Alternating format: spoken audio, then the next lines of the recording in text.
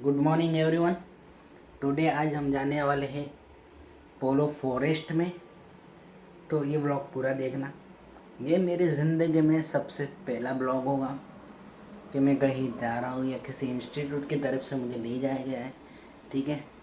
मैंने अब तक मेरी एजुकेशन जर्नी में अभी तक कभी भी ऐसा फ्लोर एक्सप्लोर नहीं किया है। ठीक है। तो देखते हैं अभी क्या होगा।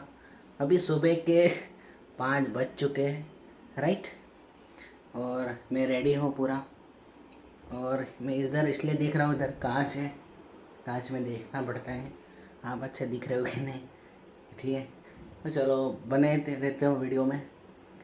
और एक और बात, ये टाइम रिपीट नहीं आने वाला है, तो सो enjoy, never depress and never क्या बोलते हैं उसको, ज़्यादा चिंता नहीं करने की, ज़्यादा सीरियस मोड में मत चला जा भाई।